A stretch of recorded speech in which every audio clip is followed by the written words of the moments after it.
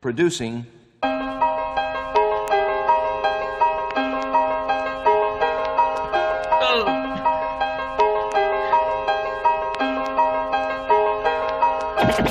From listening to records, I just knew what to do. I mainly taught myself. And, you know, I did pretty well, except there were a few mistakes that I made that I have just recently cleared up, you know.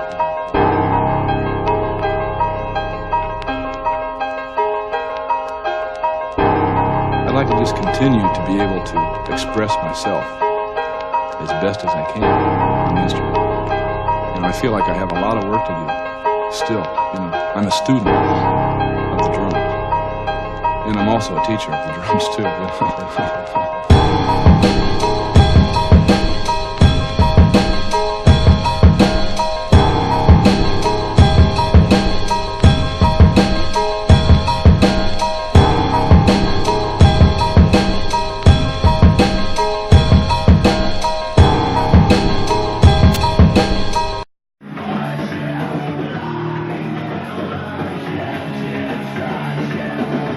Welcome to DETERIORNATION.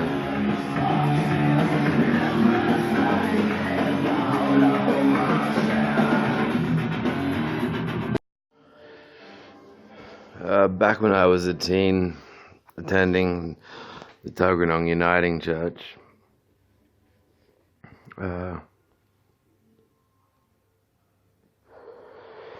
there was roughly, I think, every second week, there was what's called this, what would be called a seeker service, and its idea is to sort of stand out from the basic can we convert you, because here's our strategy, verbal contest.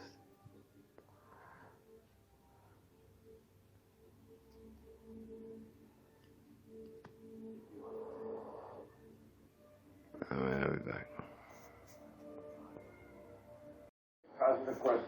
I keep thinking back to during my years with Capital Chemist, there was a statement from the co-founder Gary Cairns, and though I scarcely knew him better than Roger, I would be inclined to say he does have the most integrity out of the two of them.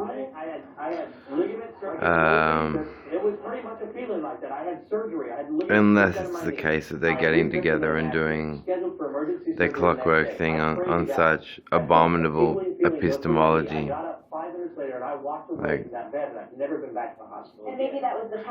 yeah, so badly that they probably inspired whoever constructed the word epistemology to make it, because the two of them were changing the definitions of sympathy and empathy and, you know, all manners of shit. I don't want to ever stand in judgment upon anybody's witness and experience, but I can only say that God for me. But yeah, I've decided this is the time for me to. My world, my understanding of life, and I think I walk into the mystery of this God every day. But right, and go to the postie. That what God is like. I don't believe there's a soul that knows what God is like. I know only what I experience, and I cannot universalize from that. Thank you, Bishop. So, in the last days of his career, Roger Tor wound up taking photographs of his own hits and fanging off his claims overseas. I'm not a religious scientist. I'm a scientist. I'm a professional. I'm a fucking moron. Freemasons are apparently been unappreciated geniuses since the 16th century. They're too smart for the Age of Enlightenment. Dick suckers. So has it gone too far where you've got, as Sam Harris was aware of, 21st century technology in the hands of, his concern was Muslims, but it applies here in Canberra to the Freemasons, some of whom own pharmacies like the Capital Chemist Group. So they're into doing things like, well, we like to call you a junkie, but we'll let you keep having your drug privileges, but we're doing a sweep of your home now, and and they'll, you know, use the voice of what will sound like a stereotypical male copper's deep voice. Can you please place, you know, show us placing one finger into your anus before us, and you can keep your drug privileges poofed up. And it's like they're running like they're using this tech, and they're standing as healthcare professionals to run a sick, depraved pedo, and then you know, then you say no, and they go, oh, what? It's love, it's love. I'm like, you don't get to tell another person what their sense of love is for them. Like, your religion must be the stupidest thing in the world. Like, have you even got the guts to hand me the document of your basic principles and teachings? Is the main reason the Freemason Church is stereotypically secret because you actually have the more fucked up principles, and yet you think you're out to... So if Roger Tor was that interested genuinely, morally, and of his own person in helping create conflict-free minds, he would have reproduced with his wife Maxine. They'd have children of their own, and he would be then able to say things like, you have so many conflicts, but not like my children at home, they're quite conflict-free. So he would have proved himself. Instead, he can't separate economic gain, monetary gain, and religious discrimination and the Sex Discrimination Act from why he does insist there's any relevance to his corrections system. He's not a court, he's not a court judge, he is not a cop. So he's a Freemason believer who you know, throws around words like mystery shopper, doctor shopper, and junkie far too soon. I'm going to make him accountable because I don't want the sort of things he's capable of doing. It's going to disturb certain people because they're... I mean, Roger Toll himself was worried that I might incite riot, but if he's not made accountable for what he's doing, the sorts of lives he stands to ruin, I think he's that detached from the intuitive ability to instinctively assess conflict. But like, I caught a shoplifter that robbed his shop. I instinctively tracked down the shop that he was robbed, not knowing it was the chemist initially. Pursued the shoplifter, returned the stolen fragrance, and got the job. But Roger's so interested in A, being a Freemason, and B, saying crimes and criminal activity happen because of genes. Like, it's stupid. He's so stupid. He doesn't believe it himself, so he might investigate you. And what's he supposed to do? Like, neurologically examine every memory of your life so he can see where you weren't conflicted or acting off a conflict in order to eliminate or substantiate the assertion that one has no conflicts. How's he to empirically know that? He's an idiot. He's a genuine idiot, and he has made it worse on himself because he's done what religious, like, not the religious accidental religious criminal who didn't completely understand why their own religion caused them so much confusion, but that of a man who is almost like closer to a war lead, a cross between that woman who drowned her kids in the bathtub and the militant war leader, or George Bush saying God told him to strike at Al-Qaeda, or you know, but I can see what it is, and you can see that smile in his face when he's in the photos in City News magazine, where he's like, oh, finally a bit of, you know, don't we look shiny in the glossy magazine, like he could do with a bit of... He also falsely assumes that a person, like this recording, I hate the guy, like I hate him. I want him jailed. And he'll still try to tell himself, well, Luke's this interested in me, he must love me. Like, you fucking idiot. You're a true fucking fuckwit idiot. I told you in person, do not violate my privacy rights. That was not because I had something to hide from you. It's because you have to tell yourself that when you violate someone's privacy rights, it's for a just cause. But you can't prove it's for a just cause and that you're not just a criminal that is a pervert and violates other people's privacy rights unless you catch them for something. But if there's nothing to catch and you keep investigating and there's still nothing to catch, then all you do is make a criminal of yourself, and all your suspicions are religious discrimination. So someone has to go this far and call you on your bluff. Canberra are going to remember you. I'd be thinking now about how you're going to admit to your own shame, to the extent that you're prepared to in a public speech to your managing pharmacists, excuse yourself and say, I am placing the franchise in the trust of the managing pharmacist partners now, to see that the reputation of Capital Chemist is not tarnished so far as it arguably deserves to be, due to the corruption within the minds of myself and my Mason faggot ass-fisting partner Gary Cairns. I mean, Roger's view even of a homosexual man's ethics is that he must hate women. Not that a homosexual man would favour men over women, but that the man would hate women and want to just wipe women off the planet. It's not even a progressive or an adequate view of.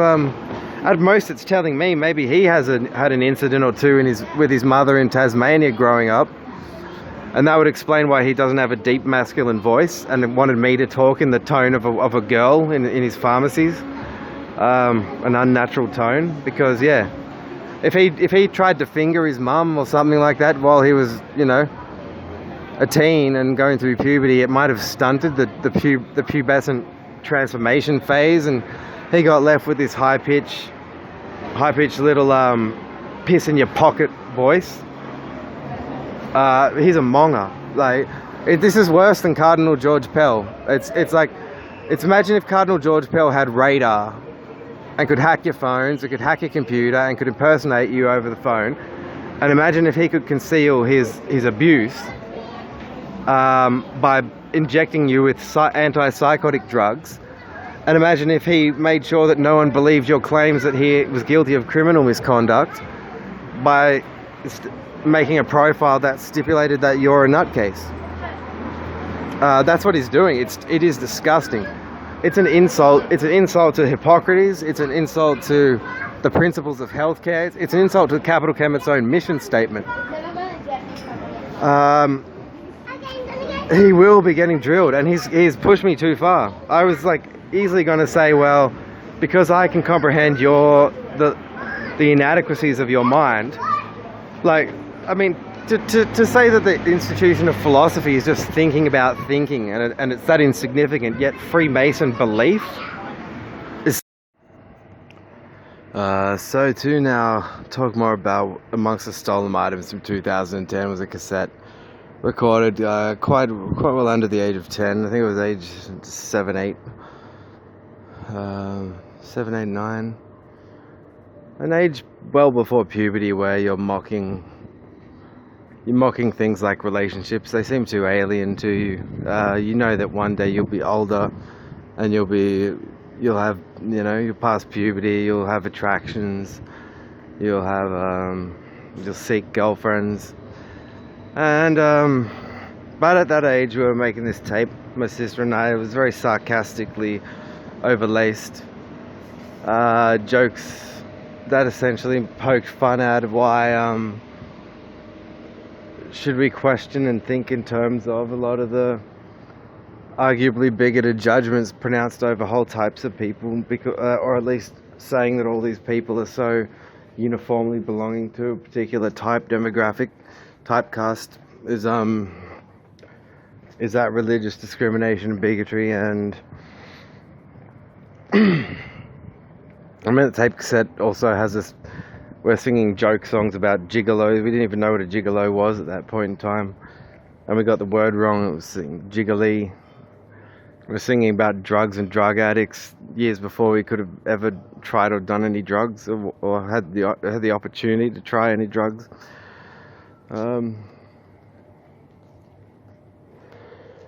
So that whole researching that tape on their behalf, they'll be embarrassing themselves if they come forward and say even more pedophilic things than they'd said to me during my career. Because they violate your privacy so much. They want to convince themselves it was for a just cause, a good faith cause. Oh, we found all these conflicts, now we want to medicate them. And like, well, what were the conflicts? You think he's got a serious conflict? Tell him what it is in a report to his face. Let him have police and lawyers discuss this matter against in full contest of your company, so that he knows he's not in a scam, and let him contest you and stand for his rights, speak for himself, even be his own lawyer, and speak for himself at the magistrate's court. And that's when the business won't do that. I don't like this in healthcare, where granted there may be some circumstances where a person's so down, tormented maybe, that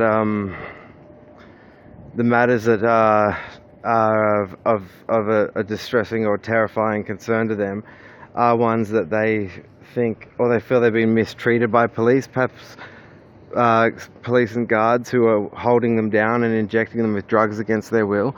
Reasons that can be a bad experience in psychiatric facilities is that what they're saying in principle in order to give you these drugs is, you have XXX amount of conflicts, this drug is a tranquilizer that will sedate you, and you but will it treat the conflict? No, we have to give it to you the rest of your life. Oh, and it's making your pharmaceutical company $1,000 a month. Yeah, what a coincidence. If the conflict's that serious, and if the drugs harm my heart and cause suicide, I mean, why inject you with liquid suicide? Disgraceful, absolutely disgraceful. These must be mind-body dualists with religious motives, thinking, oh, a mental illness is so important that if the drugs are harming the physical body and the nervous system and the heart rate, and they're having palpitations and it's taking them years to recover, and they're wanting to rejoin the workforce, but psychiatry has partly destroyed their life in their prime. It's fucking absurd.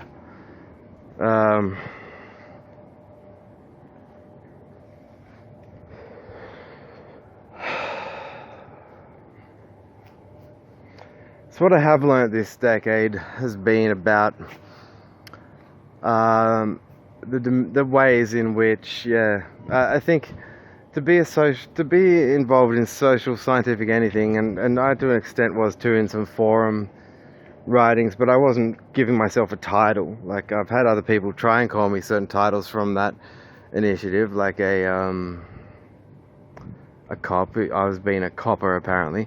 I never once stated I had a license or was making an arrest or anything like that. Although I was looking into how religious values and religious belief systems can compel a person to crime or make crime acceptable to them because they think their crime is in service to God. God will forgive them if it's not. The law of God is more important than the law of the land. I'm into weeding out the ways in which Bronze Age dogmas stand to corrupt and jeopardize and compromise the rights and welfare and basic liberties, basic civil rights, basic rights charter stipulations and propositions that we've all agreed universally apply to the citizenry. I think it only really is ever someone being, or a group of people being involved in a religious belief system, plus they're making money, so they think it all works, and then they end up getting so deluded that they think they've got an extremely precise metric for studying and identifying conflicts in the neurology of a citizen. And they're so deluded. It's like, what is it actually you think? You think Satan is perfect or something like that? Because your metric's not perfect. It's disgusting. And it could only be their Freemason church teachings that they think they can take the Capital Chemist staff missionary charter that they would display in like Waniasa Pharmacy and Camp O'Connor Pharmacy. So our mission statement is, in the Pharmacist Code of Ethics, to take the health needs of the patient as the first consideration. What do they do? Like, decide to put on a black robe because it was Freemason Day at the end, after taking off their, Maris Pufta high socks up with shorts, and put on the black robe and do a Freemason chant and rip up and burn the Pharmacist Code of Ethics. Pathetic. I mean, I don't need to make them atheists in order to show we can talk about moral theory, we can talk about ethical ethical, moral, meta-ethics, the debates between relative and objective moral philosophies, prescriptive and descriptive moral nuances, all of this stuff, and all without me making them atheist, and without them making me Freemason, and I was ready to cooperate with them on those terms, but instead it was like, no, violate your privacy, try to psychoanalyze your dreams, try to psychoanalyze your, you know, it's like, can't I just work in healthcare without this sort of rubbish? And I wish they'd said, no, you can't. We at Capital Chemist won't give you a job unless we can make you make a religious conversion. Like, that's it, I'm reporting you overseas. Again.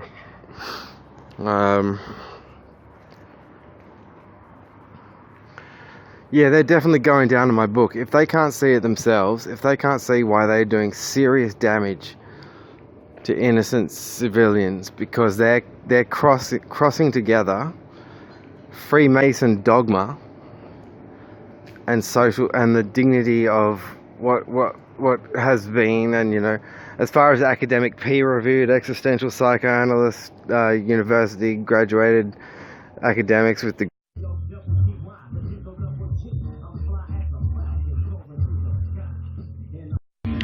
my first encounter of the work of Johnny Depp was the film Edward Scissorhands.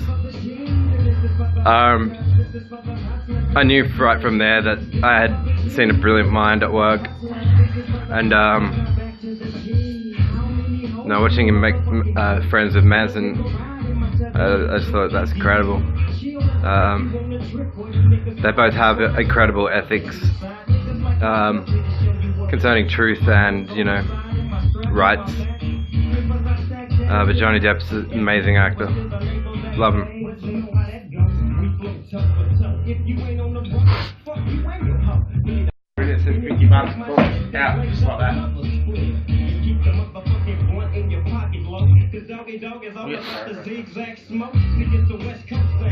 This is for the G's and this is for the hustlers. Because it represents me and the motherfucking north side. To the can't see my flow. My shit is dope, original. Now you know, and can't no good fuck with that press up. This is for the G's, this is for the hustlers. This is for the hustlers, I'm back to the G's. This is for the G's, this is for the hustlers. This is for the hustlers, I'm back to the G's. Oh shit.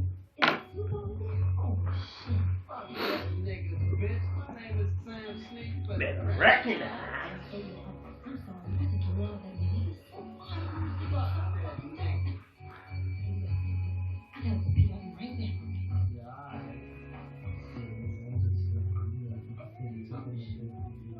Yeah, we need to remove the statement "seeing is believing."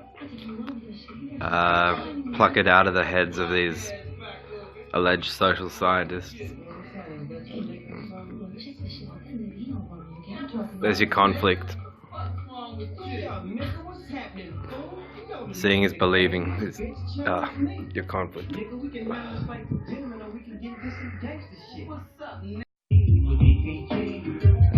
What? How much is the bill?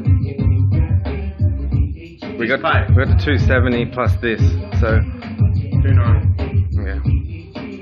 Holla at me, the DOG. There's no one will do it for you. Thanks. I don't mind helping you. You know why? Because you deliver. I have no problem with you giving money. Because I know you're a man of your word. That's something a bitch can't say to you. But you know what? When you pay me the $290 next pay, if you ever get stuck again, just ring me and I'll help you. Alright, thanks. Just say, hey, do you mind if I meet you in Dixon Graham? Say, yeah, no worries, buddy. Alright? Because now me and you have a bond. Brother love. You got it. Very cool, bro. And it wasn't I was dogging you for all those years, I was trapped on this shit. Luke. Yeah. It wasn't I was dogging you, and you're not listening. I'm filming you. Hang on, what's up? This, as you can see, is the Greek salad. Greek salad from Tom and Tan's store at the Lynham Shops, the Lynham Pizza Bar.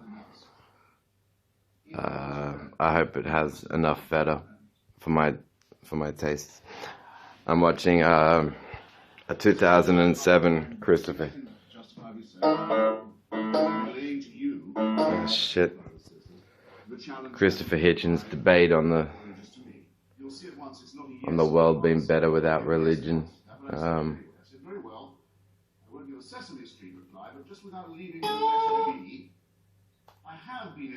What? In Bombay. Fuck's sake. In Belfast. In Beirut. Fuck's sake. In Baghdad. And many other places. So I won't tell you about all of them. But let me just Copy. fill in some of those latent Copy. In Belfast, the capital city of one of the provinces of this, our United Kingdom, as everybody here knows, everything, culturally, educationally, economically, politically, socially, has been very great All right. for at least a quarter of a century. Excuse me, at least half a century, maybe more since partition. Yeah, so Partition is both the outcome and the cause. once I am done with calling Rogers on his bluff and misdoings, the guy's just fuck.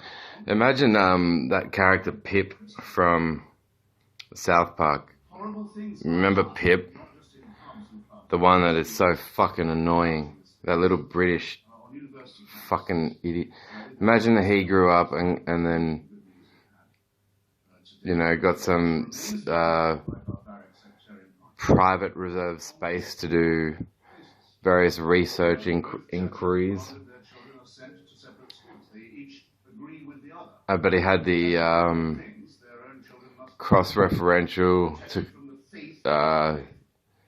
investigative methodology of a fucking British twerp. Non sequitur after ad hominem after post hoc ergo propter hoc after fucking after, you know, schoolyard squabbling. A fucking true twerp.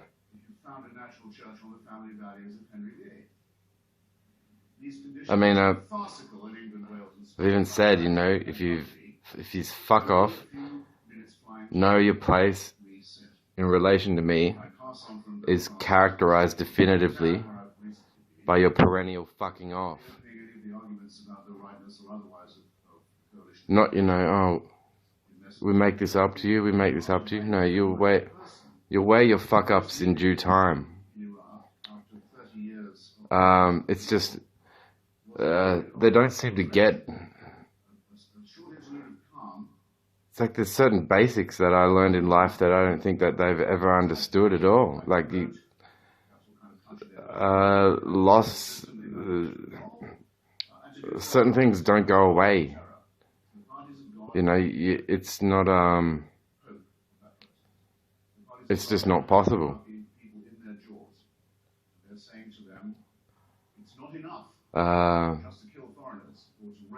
You know. Oh, we made this fuck up, Luke. Yes, we acknowledge it. It has severely impacted on.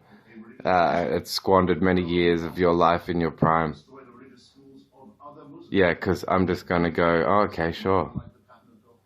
Don't mention it. No. And what about people who don't know, haven't been lucky enough to have the good friends that I've known? What happens when you try and pull this shit that you've tried to pull on me on them? What happens? Do they just die alone, and then, you know, you insist that it was their choice of drug that cost them their lives? You know, I've seen a side to the two of them, Cans and Toll, fucking atrocious. I'd be cleaner had I been a whore instead of a pharmacy assistant in their franchise. You know, I'd have had to have douched weekly, but I'd have been cleaner. Fucking idiots. Oh, can we make it up to you? Can we give you a gift? Can we make it up to you? Absolutely, to start by fucking proving. I want the proof that you fucked off beyond the point of where people that fuck off to.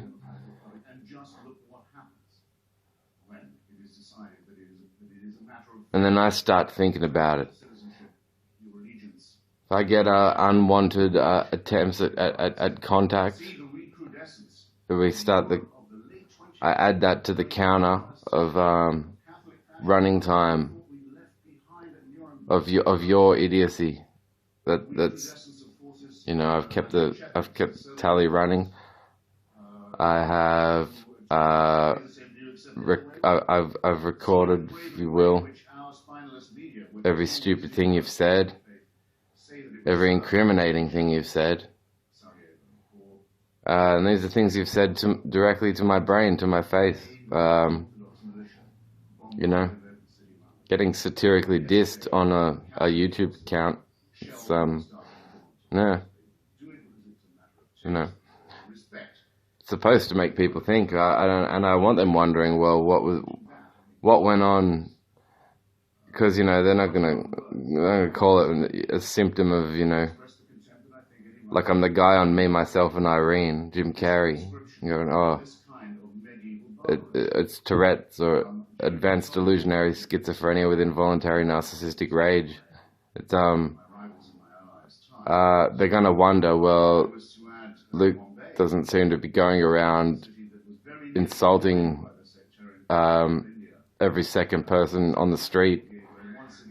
So if he's picked out and singled out, you know, we obviously know he has his take on, you know, a humble antichrist, typical opposition to the Christian right. But these are the first two men I've named, Gary Cairns and Roger Tall. So only a junior detective that already had each of their dicks down his throat would fail to conclude that these two men have wronged me substantially.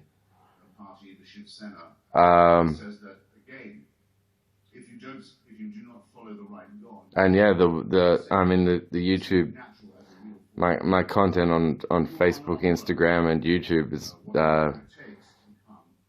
I like having a creative outlet, and it's really just a warm up for, you know, so I can capture the moment, remember what all this has been like.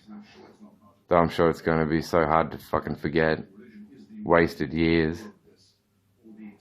Just because you guys are approaching seniors.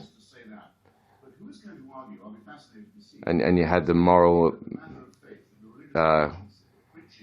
conscience maturity of a Alzheimer's patient back in the start of the millennium.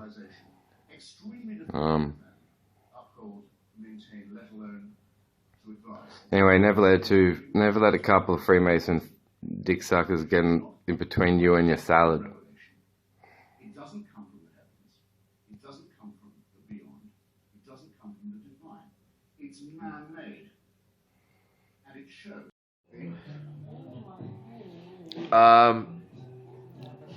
I'm not sure if you're fans of the comedic work of the late Bill Hicks. Oh, I love Bill Hicks. You like Bill Hicks? I like when he got up and made that speech about if you don't believe in drugs and alcohol, you know, the people you listen to on music and the comedians are all on drugs. Yeah. You know, I'd seen a story about his life, Lou, and he'd never had a drink in his whole life, and he's at this comedy club, and he went up to the bar and said, what's good to drink? And the guy said, margaritas. He goes, right, give me 8 of them. He sculled 8 margaritas and jumped on stage, and that's how his career took off. I was having this conversation because I thought back to things I was once taught in pharmacy, and most of the stuff I would pause and wonder about. Like they had names for certain types of customers, like oh this to suggest that they're ingenuine in some way. And Oh, a couple of those young girls down here. one term is you're a mystery shopper or a doctor shopper. And I was trying to examine what they meant by that concept. Like I love reading Latin fallacies. I've got tons of books on Latin fallacies, but there's a term called, the Latins recognize something they called an ad hominem attack, and what that means is like if you go to someone and you express an issue, and they don't, instead of talking to you about the issue and in terms of that issue, they just go, oh, you're a grey-haired nutter. You know, like that ad hominem means to the man, so rather than to the issue, like you express your issue and they just respond by going, nah, we think you're nuts or whatever.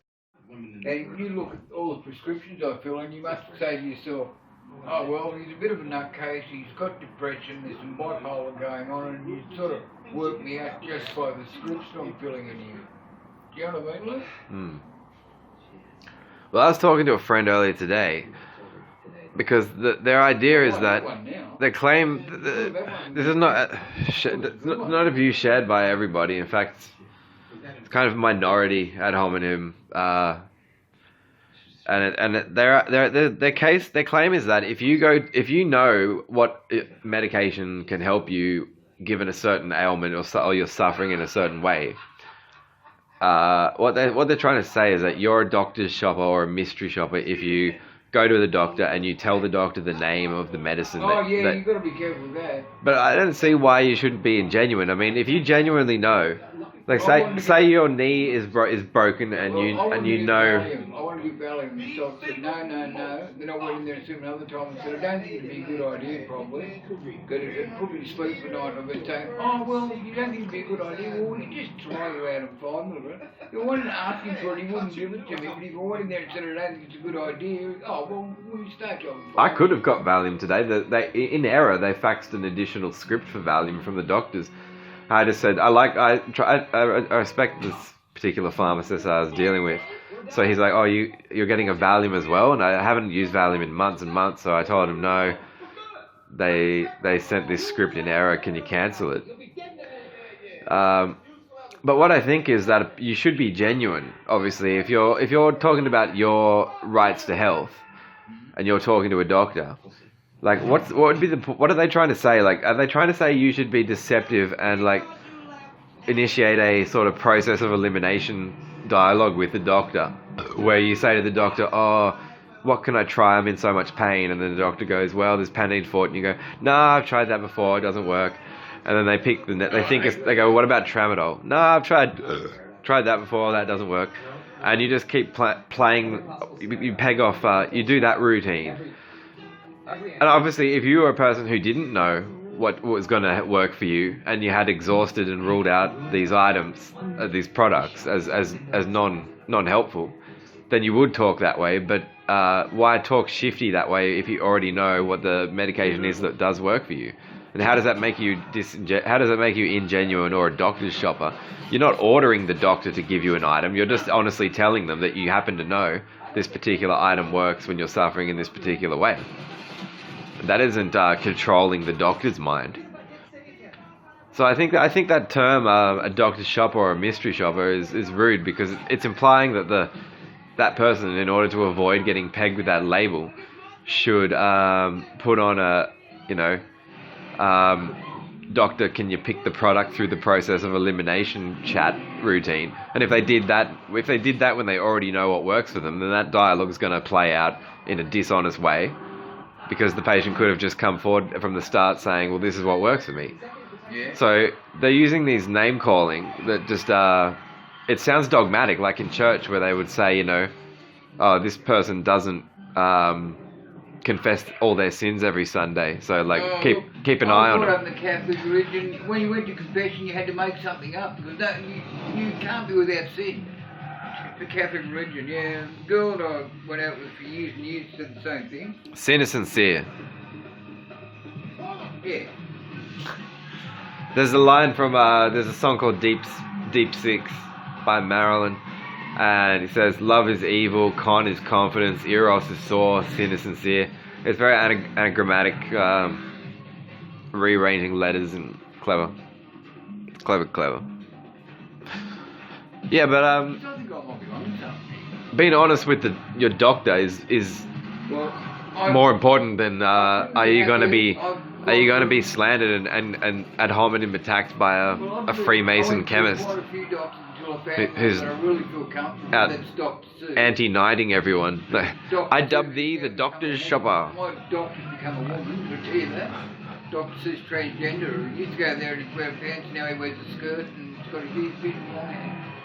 Anyway, Dr. Seuss Chinese guy, and he's fucking brilliant. He's helped me out to no end what he's done for me. And I go there and make an appointment and you go, look, things don't seem really good for you at the moment, Tim. Taps you on the knee. Why don't we just hang out and have a chat for a while?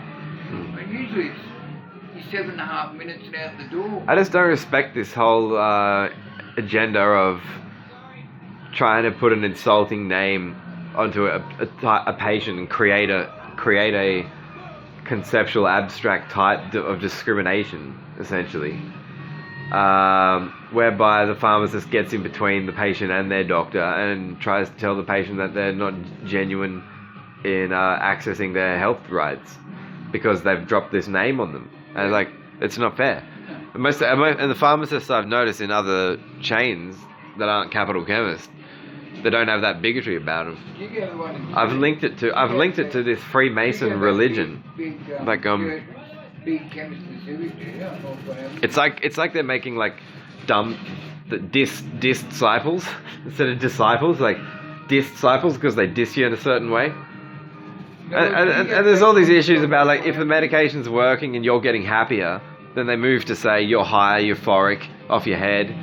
And some of those terms could just not apply. Like, you obviously know what you're doing. They give me the do's and don'ts about being on this methadone program. And you're not allowed to go in there stoned or drunk. You're not allowed to take anybody in there with you while you're there. And this little Asian guy, and he goes, and no stilling. And I said, what? He goes, no stilling. I said, what, do you distill the methadone and make it into something? He goes, no stilling. When you take things, you don't pay for it. Stilling. Distilling. I thought he took me distilling this drug down. I have a pharmacist who was my boss yelled at me. He eyeballed me saying it's genes, and it was, I know he was trying to talk about the issue of what motivates violent behavior. Yeah. He was trying to language bash me into thinking like genes might cause me to be violent, and then I could go and be violent at you and then not remember it because it was genes as well. Yeah, but it was very intimidating, and I was quite still new to the pharmacy group, and it caused a bit of panic. And I have this. It's grown over years, but it's a massive nasal cyst in the right sphenoid sinus mucosa. Yeah, I often use saline at home, where I'm pouring saline up my nose and then trying to blow, like, because I breathe more. I breathe better out of the left nostril. Yeah, I've got the same thing. I have to sleep on the right side, and sleep on the left side, all the sinus runs over that side, and I've got no cartilage left up there. Does it mean in your case, can you track it back to a memory where you were taught something that caused a bit of terror or panic? Don't know. No? Maybe it's different. I'm just saying that's what it was in my case, because I remember it going all the way back to that moment, sometime in 2004. At Hughes. I didn't like them saying that I'm not choosing my own behaviour. The shit that they drummed into my head. You're genetically predisposed to that because of your genetics, because of your genes. It just sounds like scapegoating all over again. I understand. I don't think that you can ever know the cause. Like, these people who want to say, oh, this is the cause, here's our story of this person, they summarize you in a little. It's like that they're thinking of their mum tucking them into bed at night after reading them one story about, one case. But there's so much, everything's mixing with everything. I like the idea of, it's causalism, where there's no, it's not just this has caused that, like this goes with that at Suzanne. It's, yeah, that more things are affecting one another. So, just thinking in terms of, yeah, the cause, this is the cause of that, this is the cause of that, and you're not thinking about so many other things.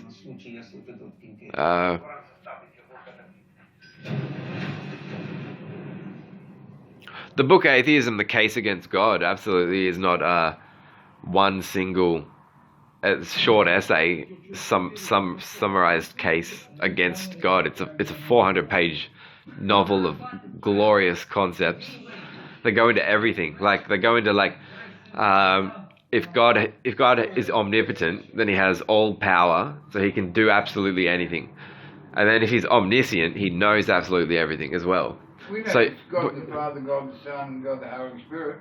Does that mean he committed suicide by getting himself crucified? There's that. Yeah. Well, Michael Shermer talks about that narrative. He goes, if you consider what the Christians are trying to say in some, they're trying to say that God sacrificed himself to save us from himself. Yeah. But he sacrificed his only son, but he's the same thing, so I don't know how that works out. Yeah, well, look, I think that talk came about later. You have more. He's more just calling himself the Son of Man in the Gospel of Mark. There's it's interesting because it's in the later Gospels that all this talk about him being pre-appointed by God does seem to be in the narratives later in the Gospels of Matthew, Luke, and John, written 10, 15, 25 years after the Gospel of Mark. I see it as the political system trying to excuse themselves from the charge of an unjust execution. Because by all rights, when you read the Gospel of Mark, he didn't even confess to being the king of the Jews, and they had no real case to kill him. So it might have been like when Diana died, and England was sad, and they were angry that the Queen didn't hoist the flag at Buckingham Palace. And it took a bit of a protest in the UK society before Buckingham hoisted the flag for Diana. It was disrespectful in the sense that Buckingham were more or less saying, "Oh, Diana's dead, and we aren't really gonna say anything about it." I thought that was offensive because Diana was my favourite in the monarchy. I feel sorry for her. And look at that Prince Charles giving up that woman for an old dog, old washed up old bloody hag. And he had pressure from his mum to go with her instead of Diana too. So what do you think the Queen hated about Diana? Her humanism? I think because she was popular, very popular. Yeah, her humanism. She's quite prepared to visit aged patients and go to landmine clearing and that sort of thing. She was, like I said, princess and princess. She was also speaking quite openly to the press about the way she was being treated, and that, and also she explicitly said to the press that she cares more about the hearts of people and would rather work in that so it was field. A really big deal because this then hadn't been around for that long. Then she was in an AIDS clinic hugging those little kids where they wouldn't let them go to preschool. They wouldn't let them mix with other kids, and she was there actually putting their arms around them and hugging her. Yeah. It was pretty gutsy move. No one knew what AIDS really. Yeah, a gutsy woman. I admire. I think it probably wouldn't be bad if her. How many sons does she have? Two. William and Harry. William and Harry. Yeah. And they're unreal kids. What they've done. Yeah, good on them. I don't know much. I should know more about them. They for charity and they keep their noses clean. There's no sex scandals or anything. They love their mum to death. Yeah, I feel sorry for them. Their loss would be quite traumatic. But I wonder if they're in any sort of if they have any reprehension towards the Queen, because you think you'd have to be a bit, wouldn't you? They would have to have their two bits to have at her. And how would you feel about? Why did you try to separate out my parents? Sitting down having dinner with Camilla or Charles now, where it should be Diana. Camilla. No, she's a bloody horrible old troll. I would not sleep with Camilla. No. 20 ecstasy pills and I wouldn't sleep with Camilla.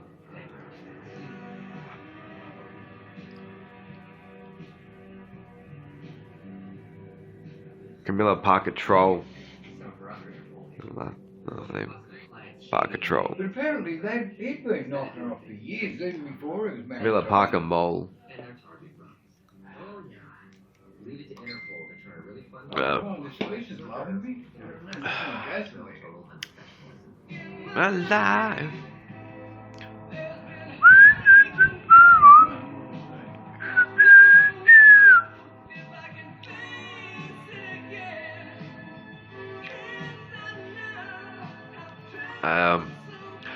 Are you a fan of Heath Ledger's portrayal of the Joker in The Dark Knight? Loved it. Yeah, isn't it the I best? thought when they gave him the posthumous Academy Award, he just got it because he died, but he was brilliant. And you know how they start, like, you'd be talking, you go, it was the, His death perplexes me too, because the false teeth he had in for the part. He had to keep sucking to keep him in, and it made him look even more evil. I'm moderate these years, but you know, I probably committed more farmicide than Heath. Story. That's very sad that he just had a bad prescription drug reaction. Oh, he had about 20 fucking different prescriptions going, and those two girls come and found him, and they rang up his message. I don't know why he couldn't see the. It seems from his public quotes that he struggled to recognize the. This is salami and camembert. It would be stupid to compare me to anyone like Julian Assange. I just learned a bit more about him yesterday, and I am not... the idea of leaking stuff, I thought, well, what do I think about this? And I think I have an ebook copy somewhere of the WikiLeaks book, but hearing about him going, like, rape allegations from a international flight and other things, the debates about how ethical these people's secrets, and, you know, and Douglas Murray did debate him quite well. So, I could never be, what I'm about to do could never be construed as divulging secrets. If you are given direct criminal testimony from, well, direct criminals, the thing I've learned about them is they don't fucking leave you alone unless you report them.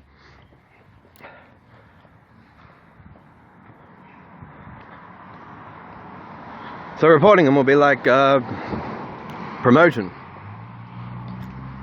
Yay!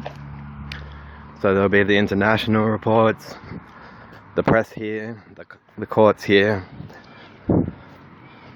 the Rights Commission here. It's just yeah, in the pipeline. Yeah, they accost you at work proving they've violated your privacy rights, but it's tied up in some comprehension of you being checked for suitability for the job, so you're not left sure about whether you should be telling them that such accostings are not to your tastes. Though I did tell Roger Toll once to his face, and he said, well, what you do in your private life is your business. And then that's when I thought there was an end to the Privacy Act violating, because I could see what it was doing. The people that do this can, if they moralize them violating your privacy in one way or another, it becomes second nature to them that it's suitable to violate your privacy whenever they want. And that pisses you off because you enjoy your privacy. So you don't learn to drive, you experience moments of feeling watched whenever alone in a room or in your home. All as a result of going, well, here I am at work, what's your fucking problem? Or thinking that, you never say it. And then once you leave is when you realize there was a catch to the whole career, because they start going, well, if he's not going to work for us, we might as well put him in a mental facility. And that's when you realize the religious nuttery that was in the back of their minds throughout the whole job that you worked. They were concerned you were going to violate rights of someone because you impersonated to the tune of violating deliberately someone else's rights. A character from a fiction or And they only really have these stupid ideas because they think in terms of, as we've definitely confirmed, a 16th century religious church. And as a private company, they don't really comprehend the validity of the rights charter anyway, as far as most of their dealings with you go in the job and in the store. It becomes very stressful. I know a lot of people have left for similar reasons. They do not like and never were comfortable with what the owners were capable of. And that's the thing. Their instant fallback is, well, maybe they have something to hide. Maybe they no. It's just you don't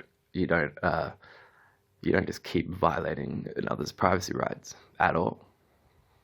Oh, maybe there's something to find out. No. And in the minds of supernatural thinkers, all you have to do is stand still.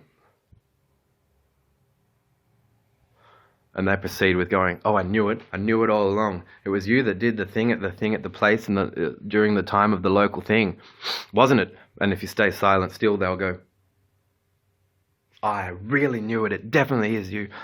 Like supernatural heads are fed by silent interpretations of whatever, and they're fed into a bullshit metaphysic. So, I knew they were Masonic, but I didn't know how dumb Freemasonry was until I started to look into it. And it's I might be prepared to give them a bit of credit and say they aren't as dumb as Christianity, but it doesn't mean they're not a 16th century originating theistic movement. I don't care if they think the devil's cooler than the Christian's God. If you enter into theistic, supernatural, existential arguments, you might as well say that Thor and Odin and Zeus and the Tin Man exist as much as God or the devil. So there's no real reason, except they did actually dress someone up as the Tin Man. So there's a bit more proof there.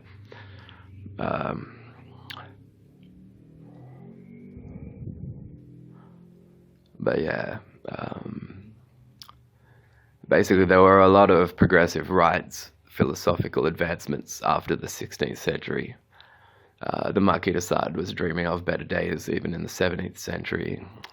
You had Nietzsche in the mid-18th century. You had the Age of Enlightenment, and you had the founding fathers in the US contesting the Christian right.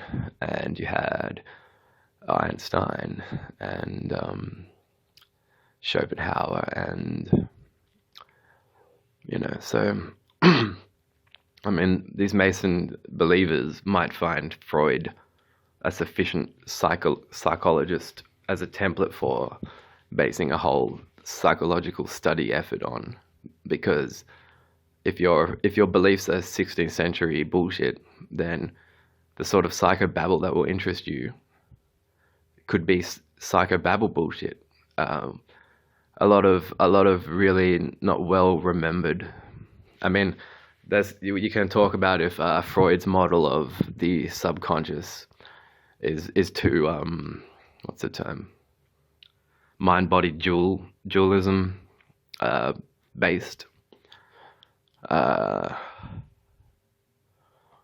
and Cartesian logic. I think therefore I am. Stuff like that is really, it's as if it was just shown on the news for the first time last week.